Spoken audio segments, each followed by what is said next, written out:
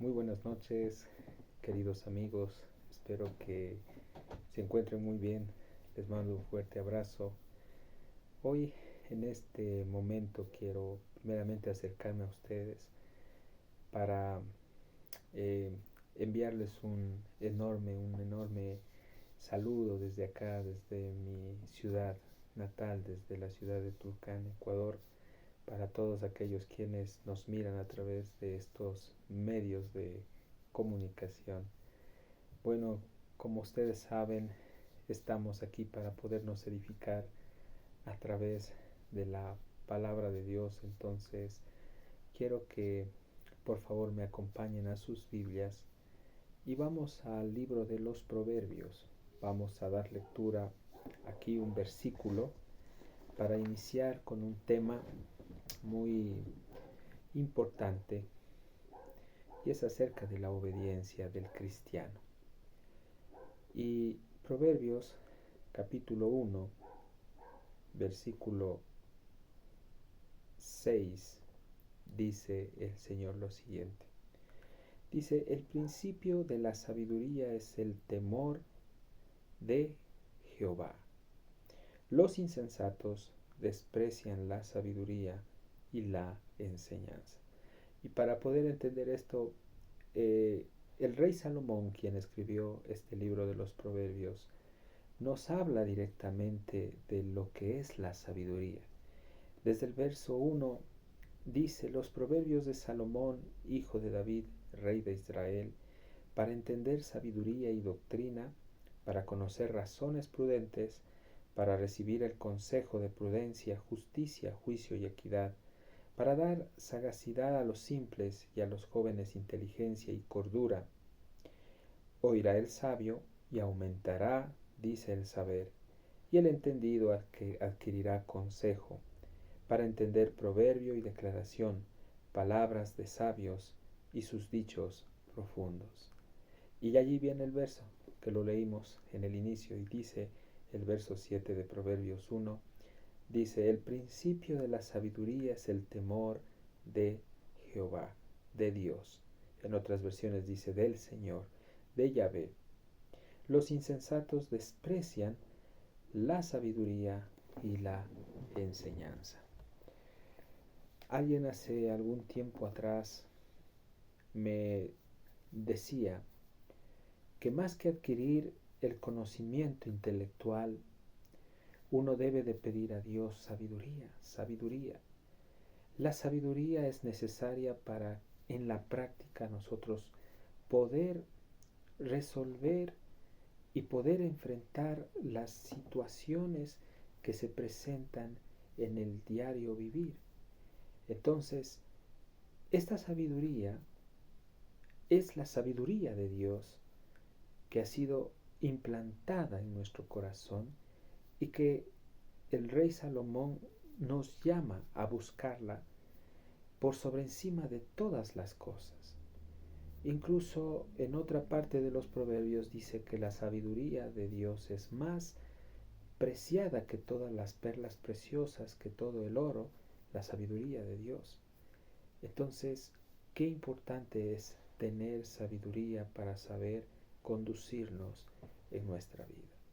Quien no tiene la sabiduría, lamentablemente podrá actuar o actuará como un caballo sin freno.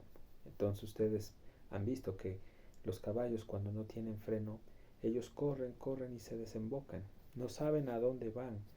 No hay una dirección, no hay quien los guíe, no hay quien los controle. Y así está, lamentablemente, este mundo.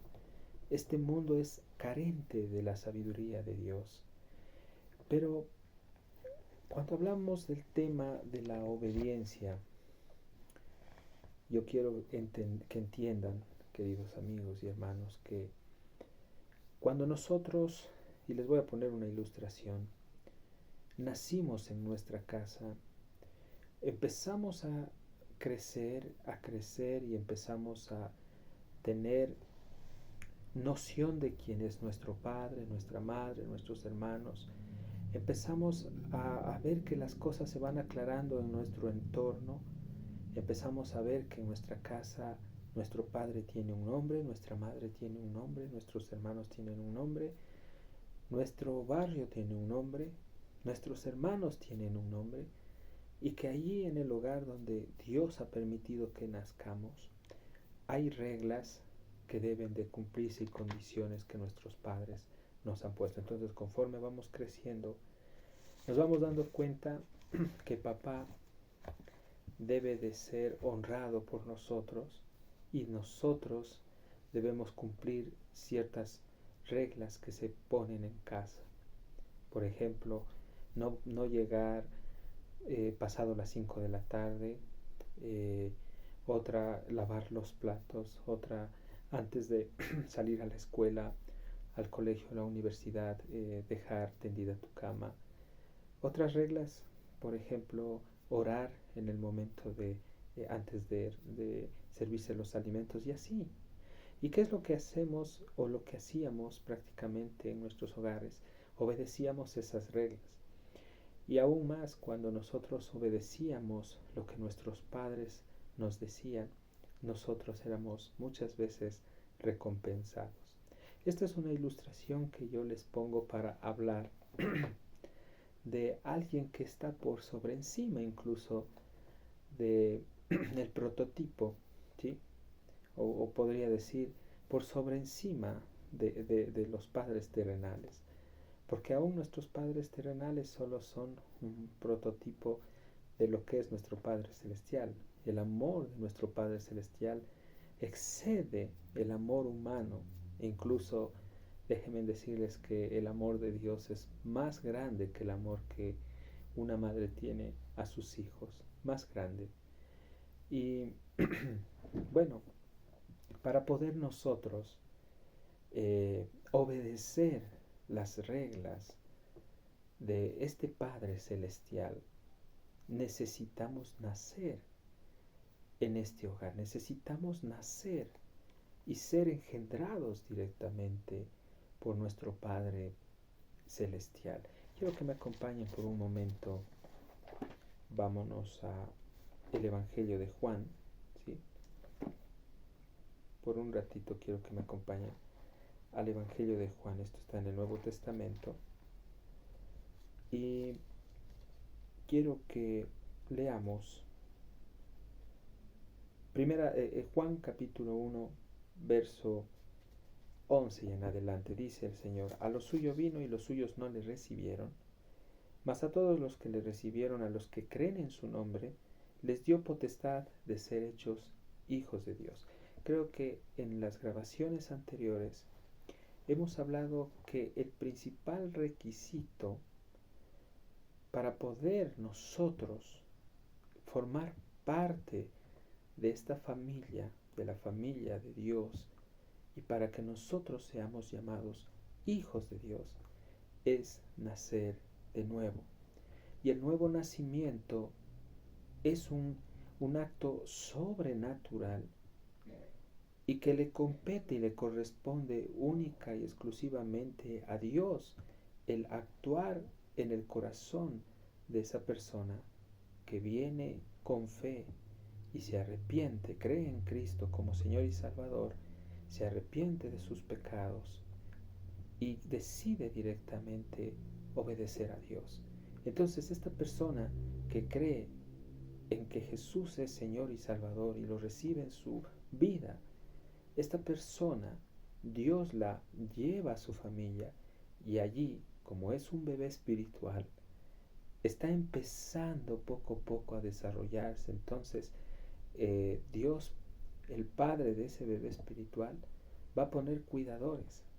Entonces va a poner niñeras que son los instrumentos que Él usa en cada lugar y les va a dar el alimento en sus manos para poder alimentar a sus hijos, a sus pequeñuelos. Este alimento es la palabra de Dios. Y aquí nos hace ver el Señor a través de Juan que los que han recibido a Jesús han sido engendrados no de voluntad de carne ni de sangre, sino dice de voluntad de Dios, sino que este nacimiento viene de Dios. Por eso dice el verso 12, dice: más a todos los que le recibieron, a los que creen en su nombre, les dio potestad de ser hechos hijos de Dios, es decir, potestad, es decir, autoridad de ser hechos hijos de Dios. Ya no somos entonces criaturas, ya no somos solo creación, sino venimos a ser parte de la familia de Dios. Entonces, volviendo a Proverbios, una vez que ya sabemos qué es necesario para ser parte de la familia de Dios, ahora que estamos dentro de la familia de Dios, Dios empieza, como les decía, a instruirnos, a alimentarnos por medio de la palabra. Entonces, la palabra de Dios es la sabiduría de lo alto. Y Salomón nos está diciendo que debemos a toda costa alimentarnos 100% de esta palabra, de esta sabiduría. Vámonos por un momento a Proverbios en nuestras Biblias. Y dice aquí, miren lo que dice. Dice, el principio, Proverbios 1:7, de la sabiduría es el temor al Señor, el principio. Entonces, más adelante, dice el verso 8 de Proverbios 1, dice, oye, hijo mío, la instrucción de tu padre, y no menosprecies la dirección de tu madre, porque adorno de gracia serán a tu cabeza y collares a tu cuello. Hijo mío, si los pecadores no te quisieran engañar, no consientas. Si dijeren, ven con nosotros, pongamos acechanzas para derramar sangre, acechemos sin motivo al inocente. Los tragaremos vivos como el Seol y enteros como los que caen en un abismo. Hallaremos riquezas de toda clase y llenaremos nuestras casas de despojos. Echa tu suerte entre nosotros, tengamos todos una bolsa. Y aquí, esta sabiduría de lo alto dice hijo mío, no andes en el camino de ellos. Entonces, habla de instrucción, habla del consejo. Y la pregunta en esta noche es, ¿dónde nosotros encontramos instrucción? ¿Dónde nosotros encontramos el consejo? Sino en la palabra de Dios. Oh, bendita palabra de Dios. Este es el alimento espiritual que necesita el bebé para poder crecer. Y conforme vaya creciendo, va a desarrollarse sus sentidos espirituales. Va a poder mirar de manera espiritual las cosas. Va a poder escuchar de manera espiritual el consejo de Dios. Y va a poder asimilarlo y va a poder entenderlo. Va a poder probar, ¿sí? El gozo, la gracia, el disfrute de un Dios vivo. Va a poder tocar las cosas espirituales. Todos sus sentidos espirituales se van a desarrollar y este Hijo de Dios va a entender que tiene un Padre quien lo está protegiendo y lo está guardando y está Él cuidándolo, pero lo está también alimentando. Y en esa casa donde Dios lo ha puesto a este Hijo, Dios le ha dado reglas, ahí hay reglas, instrucciones que su Hijo debe de obedecer. ¿Y dónde encontramos las reglas, los consejos, las instrucciones? ¿Sí?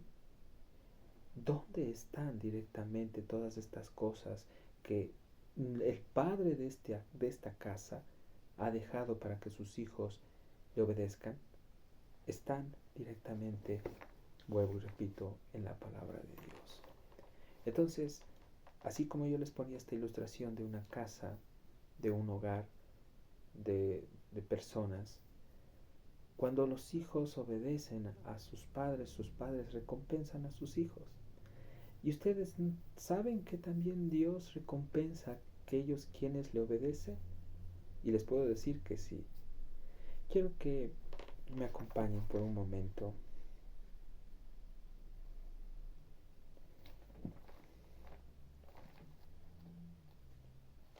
a Lucas, ¿sí? Y vámonos por un ratito a Lucas capítulo 5, Y ahí habla acerca de la pesca milagrosa, ¿no? Y dice el verso 1, dice, aconteció que, estando Jesús junto al lago de Genezaret, el gentío se agolpaba sobre él para oír la palabra de Dios. Y vio dos barcas que estaban cerca de la orilla del lago, y los pescadores, habiendo descendido de ellas, lavaban sus redes. Y entrando en una de aquellas barcas, la cual era de Simón, le rogó que la apartase de tierra un poco, y sentándose enseñaba a la gente desde la barca, dice, a la multitud. Cuando terminó de hablar, dijo a Simón, boga mar adentro y echad vuestras redes para pescar. Respondiendo Simón le dijo, Maestro, toda la noche hemos estado trabajando y nada hemos pescado, pero aquí hay algo tremendo. Miren lo que dice Pedro. Mas en tu palabra echamos la red. Yo quiero que ustedes vean cómo Jesús le da instrucción a sus discípulos y ellos, obvio, obedecen. Pero Pedro aquí le dice, bueno, vayan más mar adentro, dice, y echen la red allá.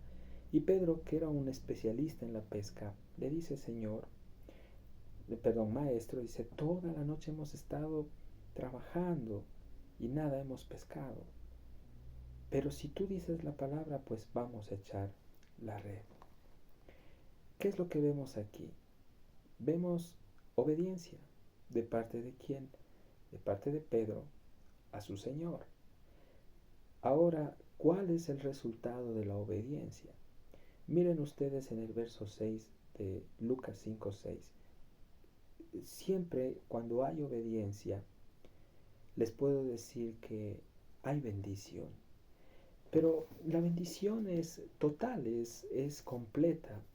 Dios quiere bendecirnos espiritualmente, que es lo más importante, a través de la llenura de su presencia, de la gracia, de la madurez espiritual. Pero también Dios quiere suplirnos de las cosas necesarias. Y dice aquí, y habiendo hecho esto, o sea, Pedro obedece a Jesús y echa la red, encerraron, dice, gran cantidad de peces y su red se rompía.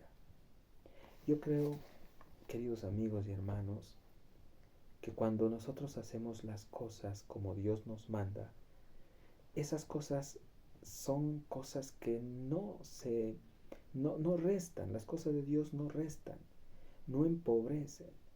Las cosas hechas en Dios enriquecen. Las cosas hechas en Dios trae abundancia, abundancia de paz, abundancia de gozo, abundancia de mansedumbre, la abundancia del amor, el amor de Dios, que es el fruto del Espíritu Santo manifestándose en nosotros. Paz, paciencia, benignidad, templanza, allí en el cristiano. Y contra tales cosas, dice Gálatas 5:22, no hay ley. No hay nada en este mundo que pueda detener, ¿sí?, el propósito de Dios en un hijo de Él. Entonces, hubo prácticamente una pesca abundante. Y aquí yo recuerdo las palabras que mi querido hermano Juanito, donde me congrego, sabe decir, mi querido pastor. En la bendición, en la obediencia hay bendición. En la obediencia hay recompensa.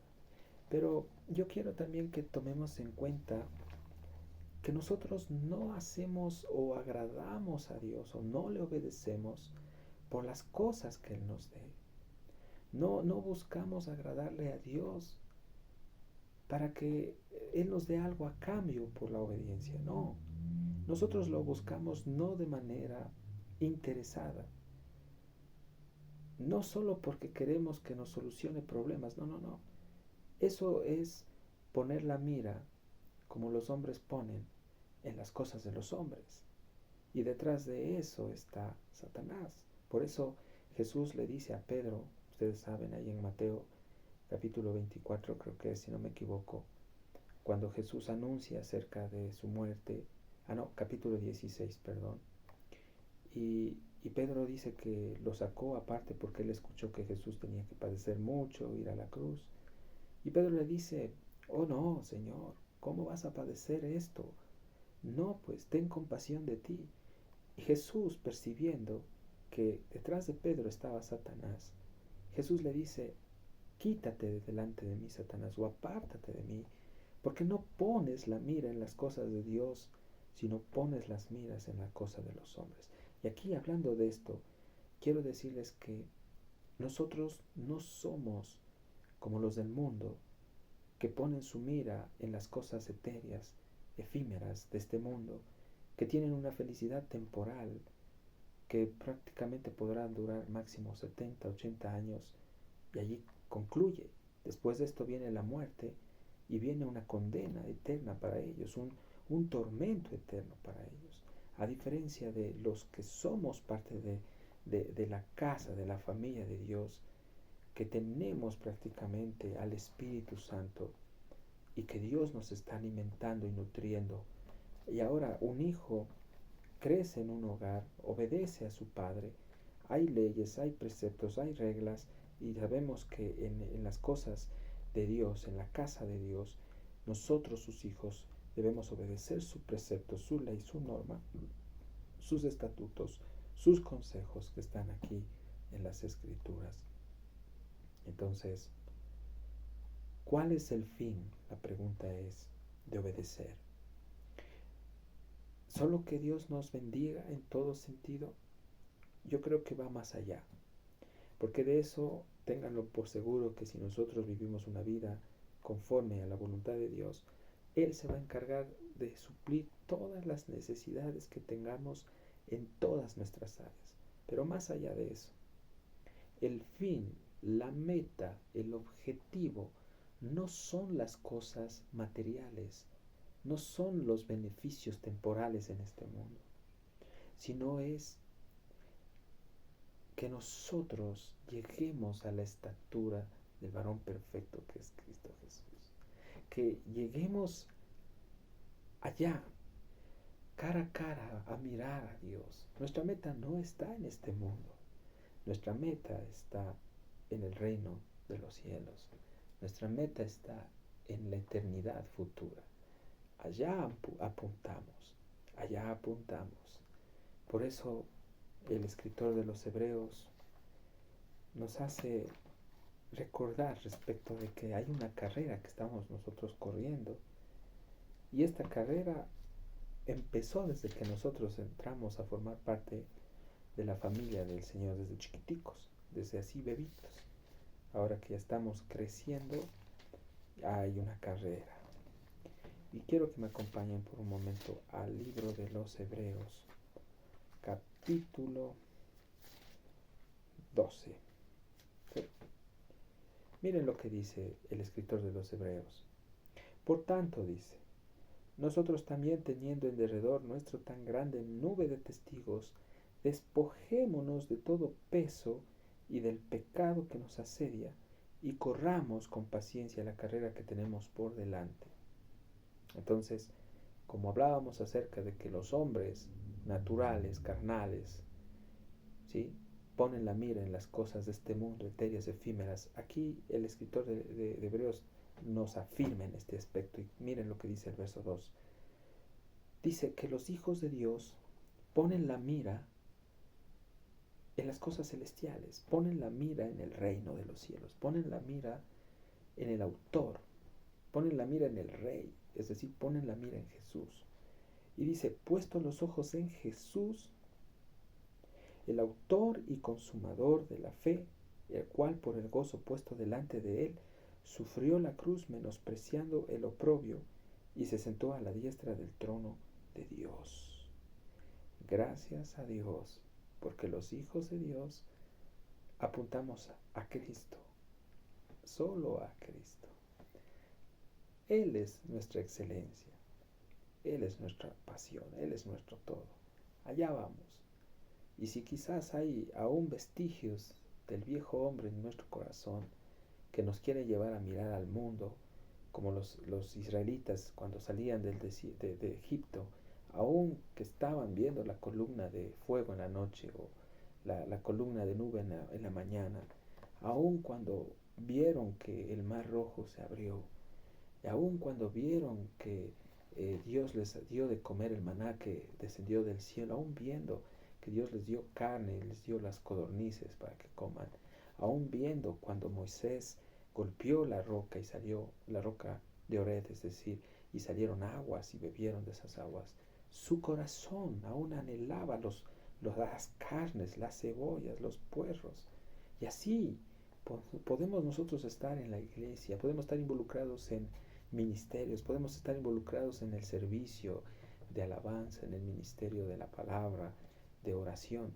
Y hay cosas en nuestro corazón y vestigios en nuestro corazón que quieren y anhelan las cosas de Egipto, pero gracias a Dios porque Dios nos está diciendo que nos despojemos de estas cosas, de esos vestigios, es decir, nos arranquemos de nuestro corazón ese peso y ese pecado que nos asedia para que nosotros podamos correr con paciencia esta carrera. Yo veo que un hijo de Dios que está en la casa del Padre está corriendo una carrera. El tiempo está pasando. ¿Y qué estamos haciendo nosotros? ¿Verdaderamente estamos concentrados, preparándonos, capacitándonos para poder ser esos atletas que Dios necesita en la vida espiritual? Nosotros no estamos buscando elogios de los hombres, ni tampoco estamos buscando ser recompensados por nadie, ni tampoco buscamos los primeros lugares, ni ser vistos por la gente. Nosotros no buscamos una corona corrupta.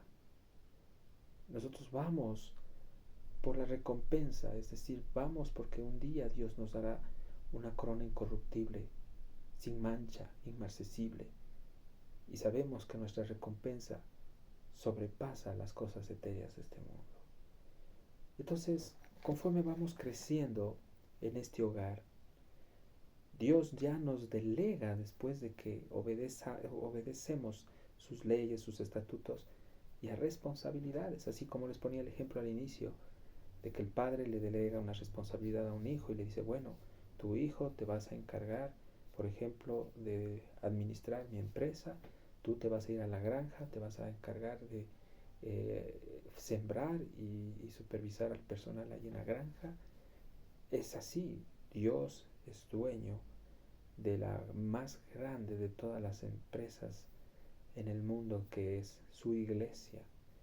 Y yo lo puedo decir así, Dios delega a sus hijos para que ellos supervisen en donde Él te ponga, donde estés. Dios quiere que seas fiel. Entonces, conforme creces, ya estás más maduro, Dios te va a delegar responsabilidad. Y Dios, si tú haces las cosas, nuestro Padre Dios, si nosotros obedecemos y hacemos las cosas bien, el Señor nos va a decir, cuando Él venga, nos va a recompensar. Él se agrada de ver que sus hijos andan en la verdad. El apóstol Juan, en su madurez, expresa la alegría de Dios cuando él mira que sus hijos le obedecen. Miren, quiero que me acompañen a la tercera carta del apóstol Juan. ¿Sí? Y dice el verso 3, dice lo siguiente. Tercera de Juan 3, es solo una carta. Dice Juan en su madurez, dice, pues mucho yo me regocijé cuando vinieron los hermanos y dieron testimonio de tu verdad, de cómo andas en la verdad. Y Juan en el Espíritu dice a la iglesia en Éfeso, dice, no tengo yo mayor gozo que el oír que mis hijos andan en la verdad. Si bien es cierto, ustedes saben que Juan no habló por su propia cuenta, sino esto fue inspirado por el Espíritu Santo. En otras palabras, es palabra de Dios hablada por Juan. Y si yo lo tomo de forma personal, puedo decir que es la palabra de Dios directa a mi vida. Dios dice, yo no tengo mayor gozo que el oír que Gabriel, el oír que Andrés, Fabricio, Fabián, María, Angélica, Catalina, Joana, Katy, andan en la verdad. Yo me gozo porque están viviendo la verdad.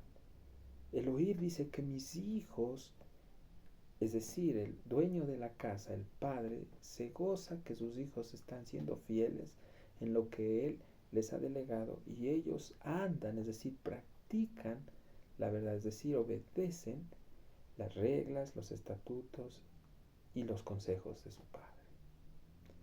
Entonces, qué hermoso es ver cómo Dios se goza cuando nosotros le obedecemos.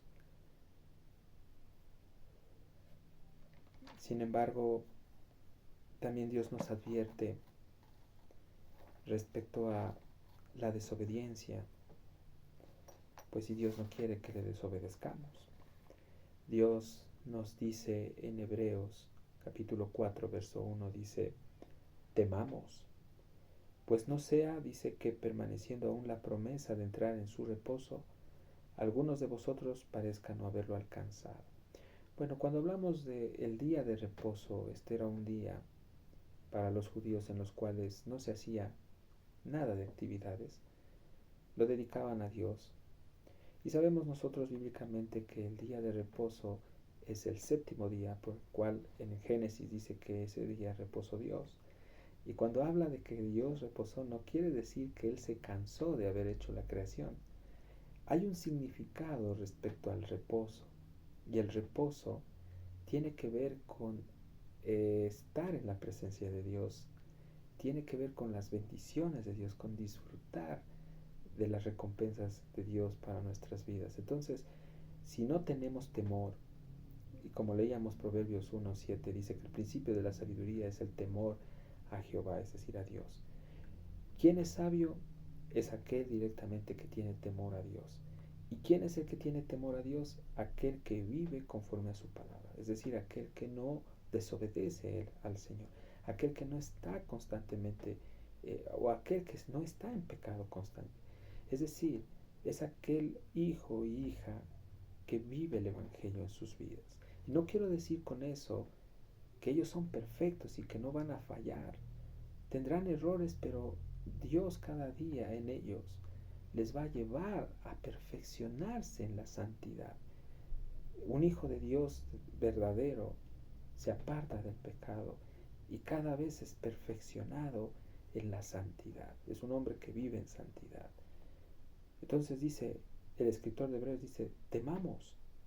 En otras palabras, el temor tiene que ver con reverencia, tiene que ver con respeto, tiene que ver con fidelidad, tiene que ver con humillación de parte de nosotros hacia un Dios grande, tiene que ver con la fidelidad, ¿no? Pues no sea que permaneciendo aún la promesa, es decir, la palabra de Dios, de entrar en su reposo, que es en su presencia, algunos de vosotros parezcan no haberlo alcanzado. Porque también a nosotros se nos ha anunciado la buena nueva como a ellos, pero no les aprovechó el oír la palabra por no oír acompañada, dice, de fe en los que la oyeron. Pero los que hemos creído entramos en el reposo, de manera que él dijo, por tanto juré en mi ira, no entraréis en mi reposo. Y aunque las obras suyas estaban acabadas desde la fundación del mundo, porque en cierto lugar dijo así del séptimo día, y reposó Dios todas sus obras en el séptimo día, es lo que yo les estaba explicando, mis queridos hermanos. Y Dios nos da un consejo a sus hijos. Y dice el verso 7, dice, otra vez determina un día, hoy diciendo después de tanto tiempo, por medio de David, como se dijo, si oyereis hoy su voz, no endurezcáis vuestros corazones. Si oyereis hoy su voz, no endurezcáis vuestros corazones. Entonces, esta palabra es transmitida hoy a la iglesia. Amigo y hermano, no endures tu corazón a la palabra de Dios. Escúchale. No seas necio. No te hagas de oídos sordos, porque no vas a avanzar, no vas a prosperar, a progresar en tu vida espiritual. No, No tratemos de jugar a ser cristianos. No tratemos de estar un pie en el mundo y otro en las cosas de Dios. Ya basta. Dios nos está llamando a sacudirnos, a despojarnos, como el mismo escritor de este libro dice más adelante, como leímos. Despójate de lo que te está estorbando, de lo que está impidiendo que tú puedas obedecerle a Dios, de que tú puedas vivir el Evangelio. Despójate de estas cosas. Ven a mi reposo, disfruta, deleítate de mi vida, deleítate de las bendiciones que yo te he dado. Sí, es verdad, el mundo cada vez está peor, la juventud cada vez está en declive, hay más inmoralidad, hay más injusticia, hay más violencia, asesinatos, robos, sicariatos, violaciones, corrupción en los gobiernos. Pero Dios dice, deleítate en mi presencia en medio del caos, disfrútame. Ven y entra al reposo. Si afuera hay un caos, hay angustia, hay tristeza, ven tú y entra en mi reposo. Y como estás en mi reposo, tú podrás ser instrumento para llevar a otros a que entren a este reposo, predicándoles el Evangelio, hablándoles de las buenas noticias de la salvación que solo está en Cristo. Porque Dios aún quiere salvar a muchos que están perdidos. Aún quiere traer a muchos a su familia. Entonces, queridos amigos, yo le doy gracias a Dios por este día viernes que contamos 23 de junio del año 2023. Ya prácticamente se está acabando este mes. Y hasta aquí quedamos, mis queridos hermanos. Qué hermosa es la palabra de Dios. Y antes de despedirme, quiero hacer una oración con ustedes y darle gracias a Dios por este tiempo. Amado Dios Padre, te damos gracias por tu palabra que es viva. Viva porque es ella la que tiene poder para actuar en el corazón de los hombres, en sus conciencias, en sus emociones, en su voluntad, Señor. Viva es tu palabra porque puede desbaratar toda fortaleza y deshacer toda oscuridad. Viva porque, Señor, puede engendrar a muchos que están muertos. Viva es tu palabra porque separa las cosas que no son tuyas de las cosas espirituales. Viva porque nos confronta y nos hace ver nuestra condición. Gracias porque es como una espada de doble filo que penetra hasta lo más profundo de nuestro ser. Gracias, yo te pido que esta palabra sea, Padre, de impacto a muchas personas que miran estos videos, que escuchan estos audios. Llega tú con este mensaje al que tú quieras salvar, Señor. Gracias, Señor, en esta noche te pido por todos y cada uno de mis hermanos, de mis amigos, por sus familias, por sus parientes. Oramos por salvación y vida eterna de aquellos que no te conocen, que levantes evangelistas, pastores, hermanos, que predican el Evangelio, Señor. Las buenas noticias, eso es lo bueno de tu palabra, que son buenas noticias. El mundo está lleno de malas noticias, Dios, pero venimos a ti y en ti hay buenas noticias, hay noticias de esperanza. Y gracias, Señor, porque sabemos que lo que tú nos has prometido es real. Gracias porque nos has introducido en una casa, en un hogar espiritual. Y nos has puesto, Señor, personas quienes nos dan de comer. Somos tus hijos, estamos en un proceso de crecimiento y sabemos hacia dónde vamos. Así como nos hablaste esta noche, puesto nuestros ojos en Jesús, el autor y consumador de la fe. Gracias. Todo esto te lo pedimos en el nombre de Jesús. Amén. Soy su amigo Gabriel. Les deseo una linda noche y que Dios los bendiga.